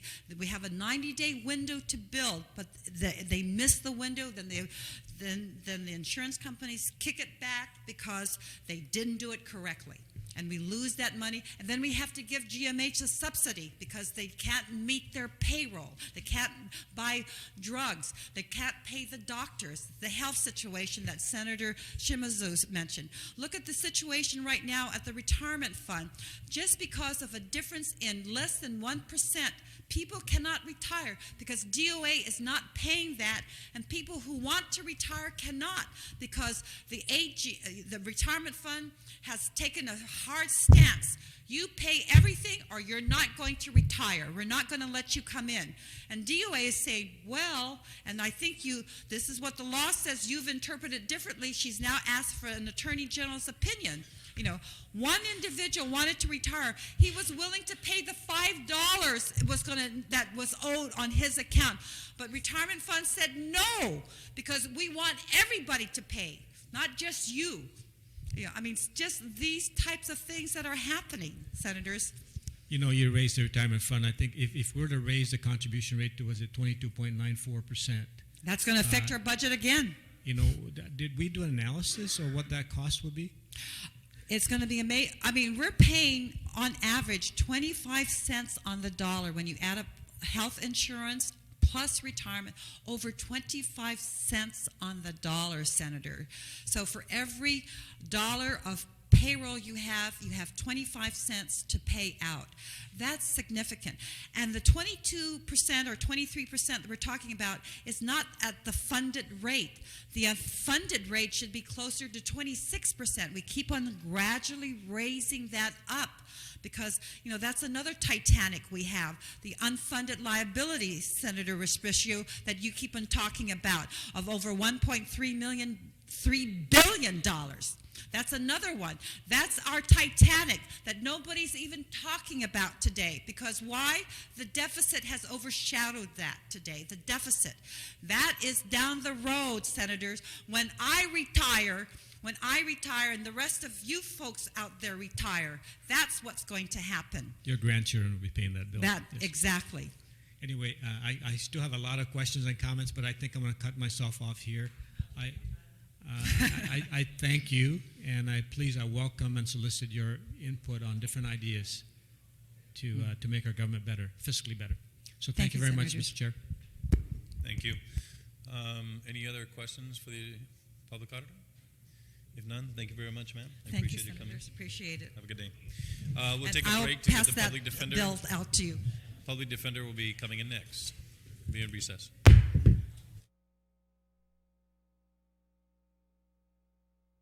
Corporation.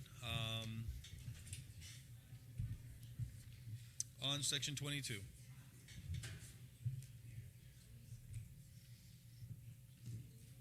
If there are no questions, public defender. May I? No, they'll ask questions.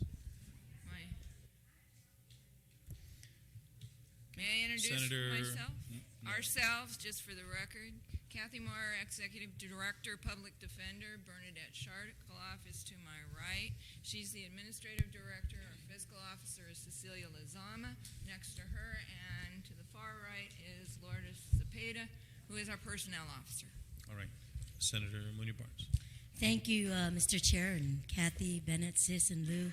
Thank you so very much for your patience and being before us this morning for your presentation. A couple of questions to ask from what I look in as far as the reduction. We are looking at the proposed reduction from 2.875418, 2,873,418 down to 2,803,533. Am I right? Yes. With a total reduction of 71,885. Yes. Based on that reduction, what my first question would be, Kathy, will the mandates of the Public Defender's Office be able to work within that reduction? The mandates, not what I see that our duties are. We could limp along, we could exist, we wouldn't shut down. However, we wouldn't be able to do outreach. Many of us, myself, I can say personally, have switched to my husband's health insurance so we can save money because there just isn't anywhere else to cut. We've never asked for more than we needed.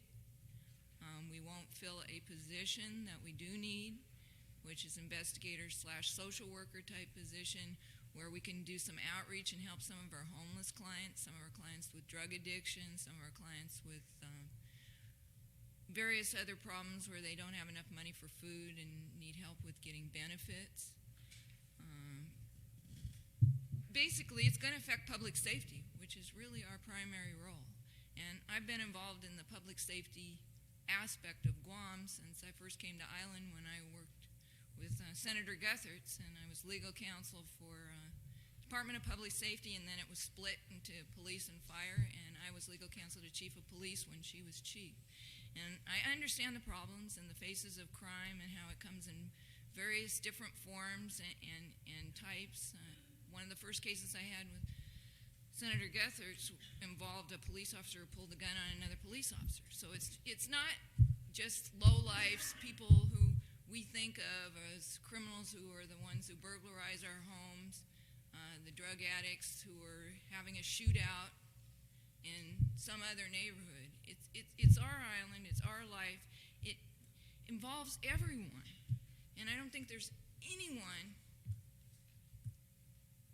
whose family is not touched by some sort of underlying problem that causes the criminal activity. And I'm talking about drug and alcohol problems, mental health problems, depression,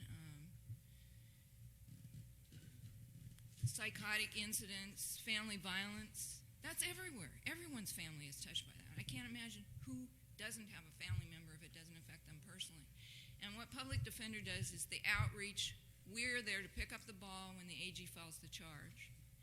And we get involved in neglect and abuse cases of children. We represent the the children when the parents give up and say they're beyond control and drop them off at Department of Youth Affairs? Who is there to try to help get services to make these people's lives livable, to help the families reunify? Public defender. So with that reduction, Kathy, on the 70,000, what is the office looking at working with the? How are they looking at working with this reduction within the office? Are there any positions to date that have not been filled? You just mentioned As an I investigator. indicated, just that one position. Otherwise, it would just be hoping everyone doesn't take their annual leave at the same time.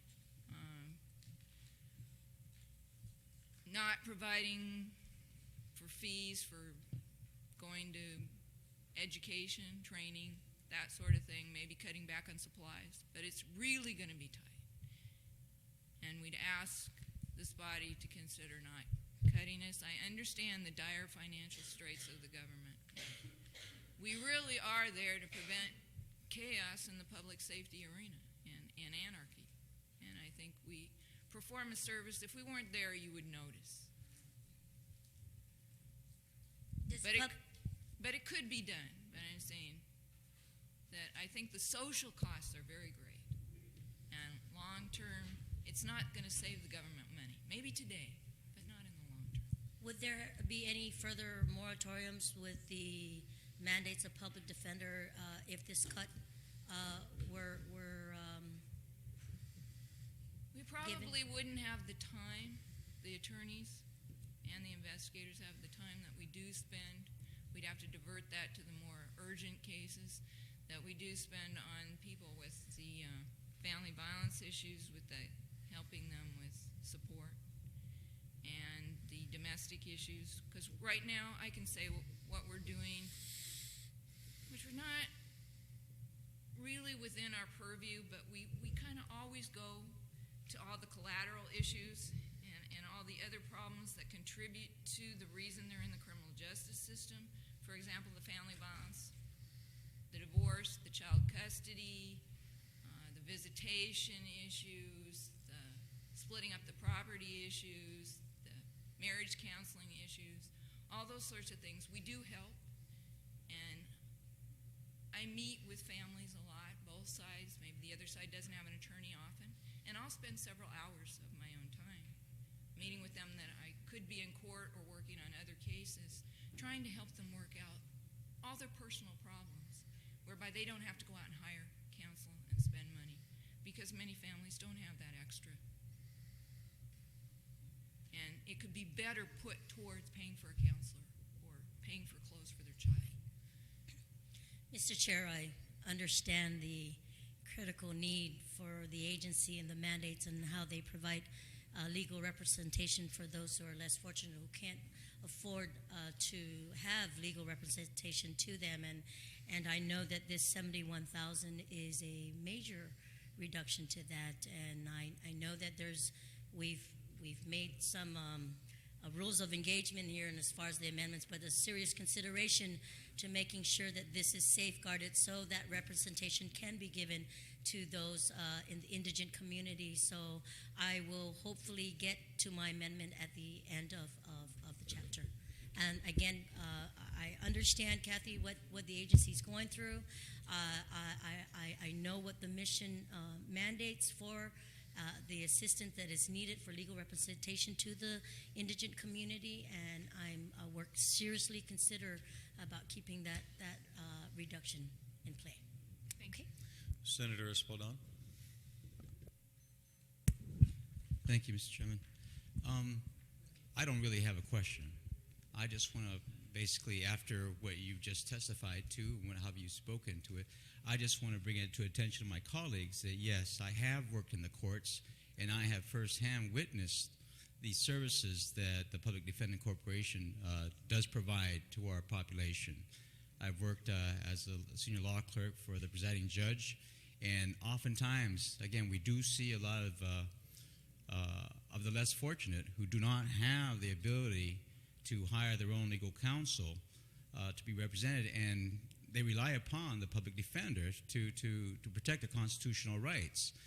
On top of it, you see the lawyers from the public defender's office coming in with stacks and stacks and volumes of files into the court, and each one of those files basically represents a person. And you can see that the attorneys carrying this basically have a caseload that's incredible, that I'm sure that most private attorneys would not like to handle in terms of caseload numbers. So, again, in brief, I'd just like to say I agree with Senator Tina Munoz-Barnes that we should definitely look at the services that the public defenders provides to our people and the key role they play in our safety as well as the protection of constitutional rights. And I would definitely ask my colleagues to consider at the end of this all that maybe we should think about not implementing a cut on their budget. Thank you, Mr. Chairman. Thank you. Senator Shimizu? Good morning, ladies, and thank you for waiting, so many days. I start counting how much dollars is that in terms of waiting versus that of servicing. Let me just say that I echo the sentiments of the previous speakers. Early on, at the beginning of this budget, I set a guide for me in terms of health, public safety, education, and revenue enhancement. And I consider the public defender because it's really part of public safety. And, it's like the old saying, justice delayed is justice denied. And in this case, you deal with people who don't necessarily have a deep pockets to be able to represent themselves within that community. You mentioned that if we don't respond to that, we don't want to have anarchy in terms of respect for the law. And because if people don't have that, then we really are in a sense hurting ourselves by not being able to provide the public defender with the kinds of financial resources that they need to be able to bring justice to all sectors of our community. Okay, so I know our rules of engagement. The governor made the cut, but like I asked earlier, was your office ever consulted by anybody from the Fiscal Policy Committee regarding how this would impact or any cuts? Have anybody talked to your office? None at all. Not at all. No consultation. And again, I want to give credit to my good colleagues, Senator Respicio and, of course, Senator Gutter, to say we need to bring people in so we can at least hear how they respond to the governor's cut in this regard. Because really, as I see this is an across the board. It's almost like a meat cleaver approach rather than really trying to see the impact of that area. And I heard you mention some of the impact that is occurring. The second thing, part of the rules of engagement, and I don't know if they were shared with you, do we have your staffing pattern, your budget, how it's breakdown? Because this is all lump sum in the 207. Again, I don't know if you guys were being informed. Do you have any of that copy with you? My understanding is it was submitted on Tuesday. Just Tuesday? Okay, so Mr. Chair, can we make maybe just in the interest of time to make sure that all the senators, look at it and see how and where these cuts are going to be made. Give me a little background. How many? Do you have a copy now of like how many people are in your office? Attorneys. How many attorneys do you have? We have 11 attorneys. You have 11 attorneys, and they're all full time. Yes. Okay, and non-attorney. Do you have any paralegals? 28 other staff. Okay, and that includes paralegal, legal secretaries, investigators, physical personnel. I'm asking this absent. We Okay. MIS. And you have MIS Yes, in personnel. that area. Okay, and just off the bat, what is your caseload as of the end of the fiscal year 2006?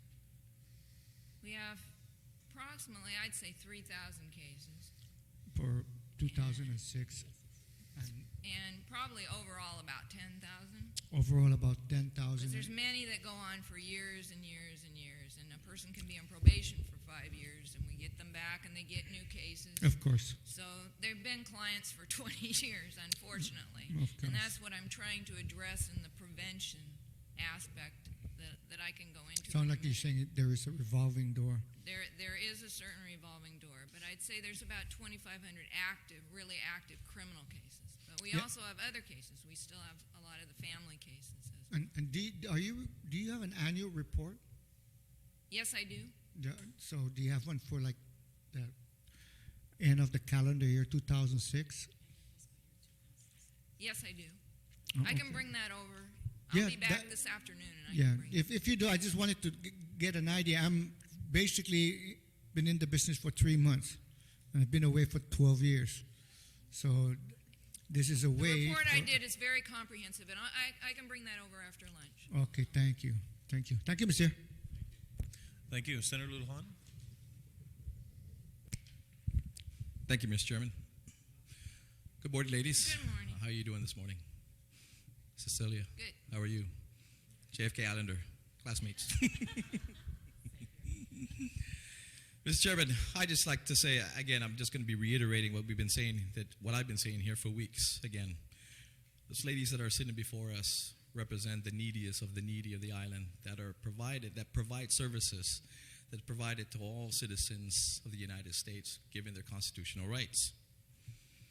You know, it just amazes me when we look at health, education, and public safety again. And these ladies that are sitting before us represent the public safety aspect of the priorities of this government. And to take away money and services that will be given to the neediest of our community to protect their constitutional rights provided to every citizen of the United States of America. Last I heard, we're still part of America. Mr. Chairman, what aggravates me is that when we look at budgets, and I've identified areas in which we cut. These ladies are here trying to justify, please maintain what we have because what we have is not even enough to provide us for the services for the community. Yet, over the past couple weeks, we've seen redundancy in services. We've seen transfer of personnel. I just found out this morning one of my agencies that I found out has a transfer in that agency.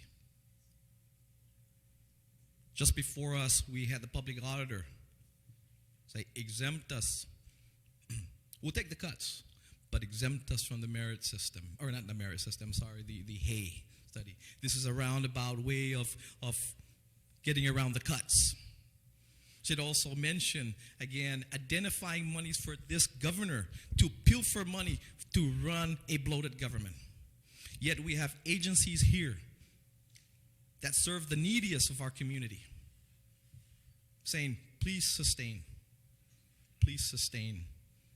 what we have, because what we have right now barely sustains our operations.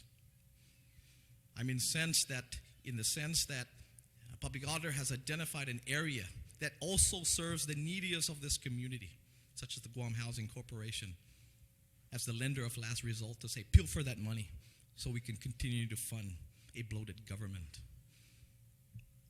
Well, Mr. Chairman, as chair of the oversight of that, you will not touch monies to the neediest of this community. And I want to say, ladies, that I will not support any cut that supports the services provided to the neediest of this community as well. And with that, Mr. Chairman, I just said that, again, the past couple days, this past few weeks that we've been sitting here, this body has identified areas that we can cut within the executive branch that have redundancy in services. And we know that this in slim times that we can do without. I have schools in my community, in my village, that are without air conditioning. I got a high school, in which Cecilia and I went to school, and it was old then, that is falling apart. Public auditor says, go ahead and cut them. They should not be exempted but let's pilfer from the most needy in this community. Well, public auditor, if you want to be a policymaker, run for this government, run for this house. Ladies, again, I'm sorry, but I will not support any cuts that will go, again, to support the neediest, again, of our community. And thank you for the service that you do. I'm sorry that you have to do with a lot less, but I'm not going to be a part of any pilferage or anything that will reduce the amount of services that you provide, again, was provided to all citizens of this great country of the United States and this island of Guam. Thank you very much, Mr. Chairman. Senator Pangilinan. Thank you very much. Kathy, you mentioned that besides, of course, the work that you do on the criminal side, that you have kind of programs that you try to implement and run to kind of provide alternatives once they've gone through the criminal justice system, rehabilitation, and programs as such. Now, the bulk of the public defender cases are they all criminal cases now, or? They're related to criminal cases very often because they're guardianships, domestic divorce type, family violence that comes in as family violence protective order, and then we may, because we already have the case, continue on and help them with their child custody and their divorce. Okay, so yeah, I just wanted they come in the back door, but we provide the collateral services, and often that's a pretty big net. Absolutely. Because we deal with the drug problem, we deal with the violence problem, we deal with the emotional problems, the custody problems, the neglect and abuse problems with the children. Mm-hmm. Yeah. Because very often we find that our drug clients are not caring for their children, they're leaving them at home with no food, there's cockroaches and rats everywhere. I mean, it's really despicable. Yeah. An unfortunate situation. Yeah, because I remember in better days, maybe, I don't know how long ago that was, but that the public defender was actually doing these type on a routine basis. Now it's kind of just as collateral basis. Or unless we're appointed because the child is neglected and abused and there's a person in need of services case, mm-hmm. or they're beyond control and it's really the parents that are beyond control, not the child. and sometimes we're appointed as guardian ad litem for the child when the parents are in jail. Mm-hmm. Yeah, because what I would like to see is kind of like a return to those days in terms of those services were more formal rather than collateral. And if the resources, and you've had to, just do what we... That's the best that you can do with the current... able to do, and I do it outside of the regular hours. Yeah.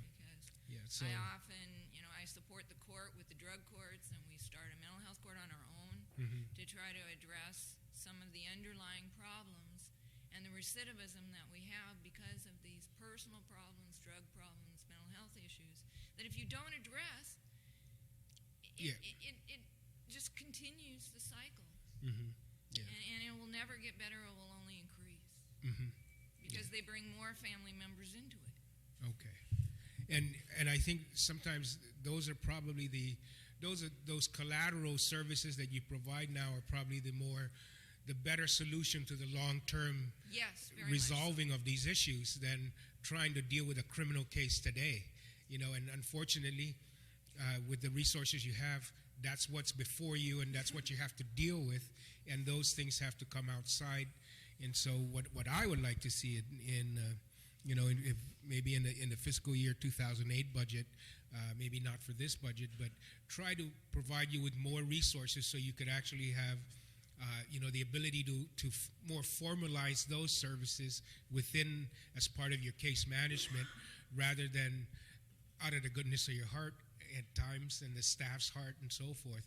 Because I think those are where the solutions lie to resolving the problems that we have in our community with individuals that are brought before the criminal justice system that have to flow through the public defender, because the resources for them for legal representation is just not there in any other way. So I do want to say that I think that the cuts, in my opinion, will have a detrimental effect to what you're able to achieve with the resources that you have now, and I would support and look for ways to try and sustain your resources rather than cut them. and that would be the challenge that we face here. But that's the challenge that I'm gonna put before this body to try and work with it. Thank you. Thank you for understanding. Thank you, Senator Pangilinan. Senator Tenorio. Thank you very much, Mr. Chair. Kathy, ladies, thank you for coming this afternoon. I know that you've been anxiously waiting your day in court, so to speak, although that you get many opportunities to do that in the real court. This is the budget court, let's call it. Very important. It's a very important thing. Every day, every single day, this body listens to the representatives from various agencies, autonomous, semi-autonomous, line agencies, different branches for that matter, and talk about the work that they do and the importance of it. And there's no question about, the nature of the work that, if not all of them, most of them do is absolutely necessary. And yours goes to an even deeper level, to the constitutional rights of an individual to be provided with an adequate defense, to be able to go through the services that you provide, which rehabilitates their way of life, which changes their environment. And no one here, I think, whether here or with the mayors or with police or any other agency, wants to reduce. I think that we can all agree with that. And I think, at least for myself, my own thoughts are that your services are absolute insofar as the constitutional rights of every citizen of the United States. So that brings me to my question. Given the resources that you have, with the reduction in the $71,000 and the personnel that you have, you said that you're not going to be hiring, I think, one or two individuals? One individual. Will you be able Social to... work outreach type help that we could do, but a number of us attorneys and a number of other employees of the office do outside of working hours. We do a lot of outreach and help and support and try to put programs together.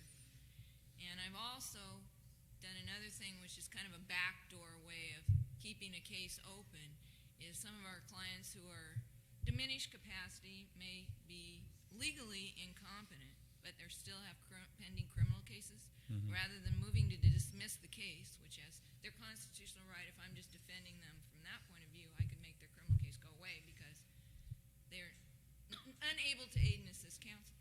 So Well, my they question can't would be be- proceeded again. So I keep it open so that we can help them with the services, Sure. get them the mental health services, whatever drug and alcohol services they have, and we'll just have less time, less resources to do that. So some people are going to go through the cracks.